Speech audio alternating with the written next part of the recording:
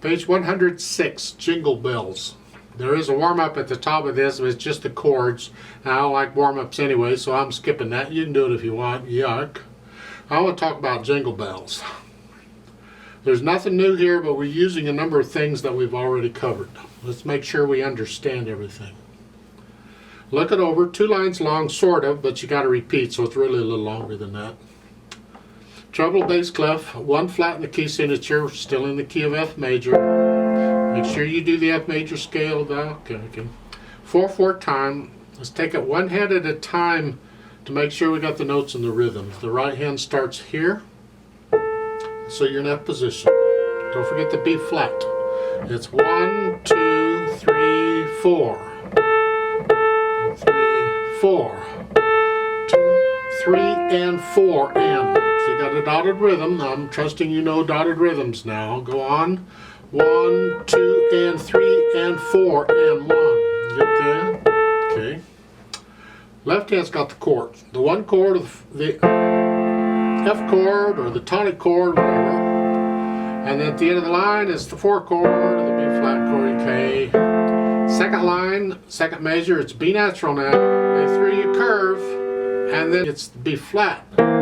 Because that natural is only good for that measure. So it's B natural for 1 note and then B flat.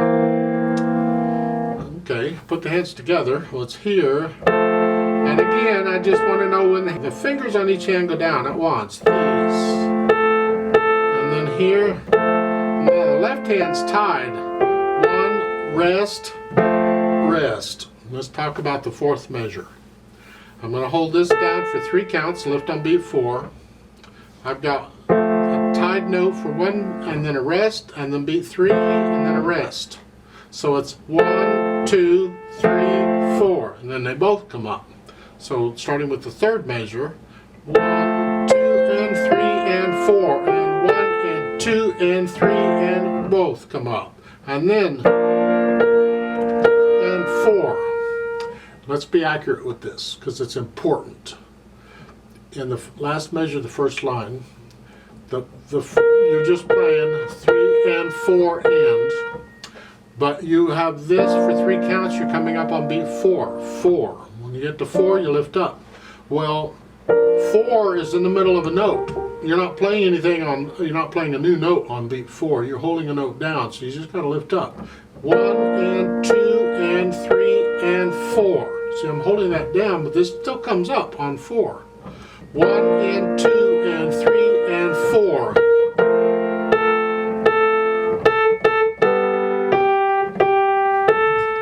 So that left hand, you got to watch on how long you're holding these notes down. Please be accurate with it.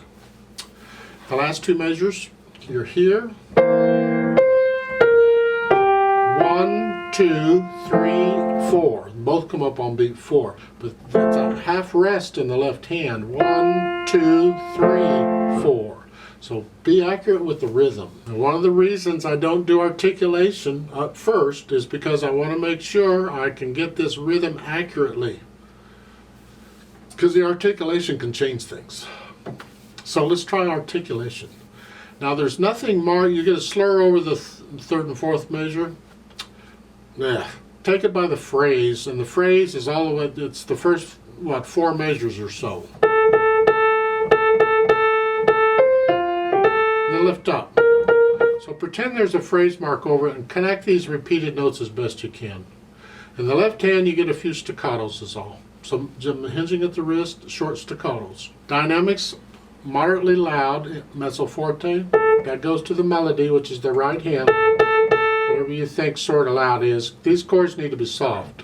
I want to hear the melody. So the melody gets the good stuff, huh? Speed, it's a happy piece. About where I'm going, jingle bells, all okay. Eventually, you don't have to play that fast at first. Eventually, you might want it to go up there. It has to at least sound happy. Now you have 1st and 2nd endings in the 2nd line. Do you remember how those work? First time through, you do the first ending, and there's a repeat sign there, so that sends you back to the beginning because there's no reverse repeat sign anywhere, so you go to the beginning. Then the second time you play it, when you get to the second line, you skip the first ending because you've already done it, you're done with it, and you go immediately to the second ending and go on.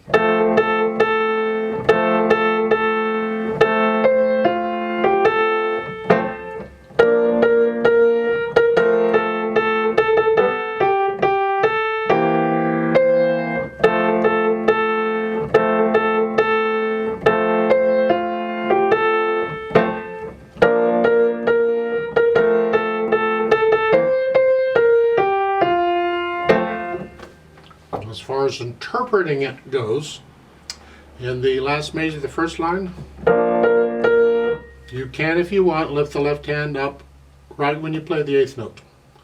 That's interpretation. See, but when we first learn it, we want to play it accurately. But when we go to interpret it, then we may fudge a little bit and change things to, might slow down somewhere. In this piece, I wouldn't slow down anywhere, but it takes it on a case-by-case basis. You can change little things like that. Let's play it together very slowly and double-check the notes and the rhythms. I'll give us 4 counts, and we are going to do the repeat and all that. 1, 2, ready, go. 3, 4. 4 and 4, 1 and 2 and 3 and rest, and 2 and 3 and 4.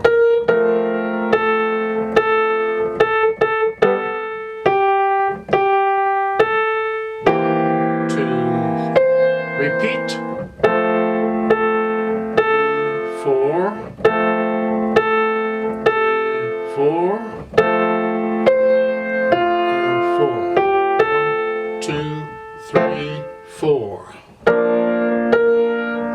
and 4.